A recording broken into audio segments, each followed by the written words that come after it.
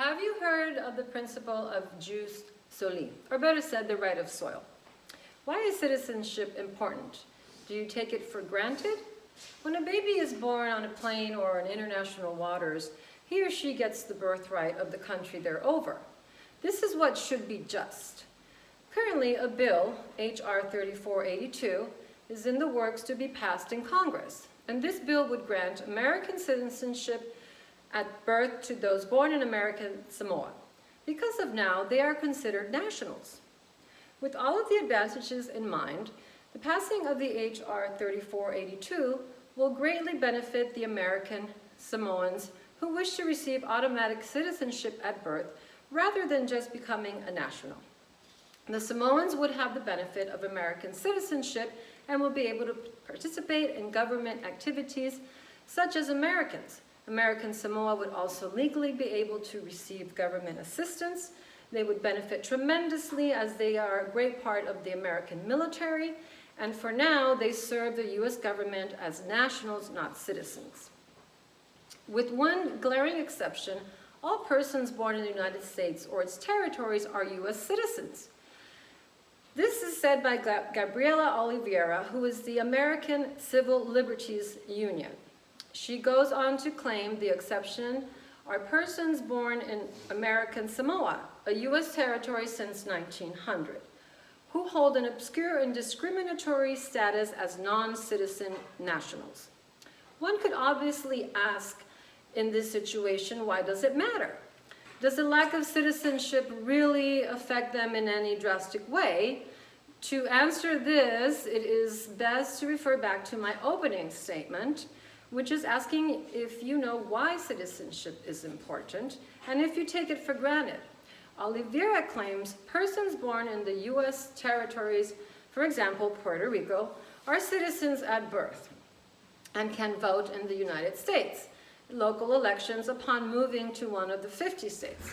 The exclusion of American Samoans from these traditions, of course, means they aren't represented in local, state, or federal government.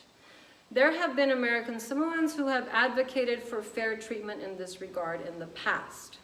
The Los Angeles Times put out an article reporting of an American Samoan who had firsthand experienced the unfair treatment of American Samoan citizenship. The LA Times states, Fitisi Manu, 53-year-old man, healthcare industry worker, and the suit's lead plaintiff said in court filings that the label of non-citizenship national caused him emotional anguish. American Samoans are part of America, but clearly they do not have access to some of the most fundamental privileges of being American. They cannot vote, they are not treated equally to their would-be equals, and the passing of the H.R. 3482 would fix these blatant problems in the legal system.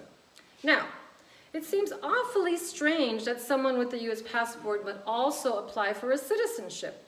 As per Judge Clark Warup's statement in the U.S. District Court for the District of Utah, this action is required by a mandate of the 14th Amendment, as construed and applied by the Supreme Court precedent.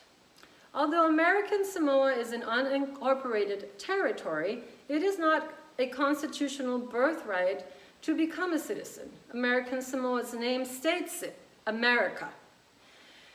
Yet they are not. This is an ongoing battle in the Supreme Court.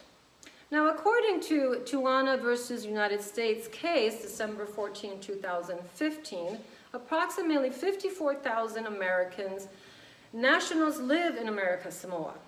The United States first claimed the territory by 1900 treaty with Great Britain and Germany, and this outlying possession of the United States was then administered by the Navy for 4.5 decades, and by the Secretary of the Interior in 1951. These poor people have been used to serve a country without the American rights. The territory has its own constitution approved by the Secretary, providing a government of 3 branches. Its residents have served in the U.S. military since 1900, and in fact, the territory boasts the highest rate of military enlistments in the United States. Under 1978 federal law, they elect a non-voting delegate to the United States House of Representatives as well. Why can't they be American? This seems to be very American nationalist without the title, in my opinion. America Samoa does not receive socialized health care, nor social services or retirement. A high percentage of them are low class to middle class, and they would benefit from the services as Americans. Citizenship gives many privileges to people who hold it, and it's very important how people interact in society and within the government. However, American Samoans are at a blatant disadvantage in this area, and if they were given the same advantages as others in the U.S. territories, they would have positive outcomes. For one, the American Samoans would be able to legally participate in government affairs and would have the same privileges as those in Puerto Rico and Guam. Also, those Americans in Samoa who are suffering from poverty would be able to benefit from the government assistance. With all the benefits in mind, it is painfully clear that the passing of the H.R. 3482 is a good decision, and that would accommodate all citizens of American Samoa that wish to become citizens. Thank you.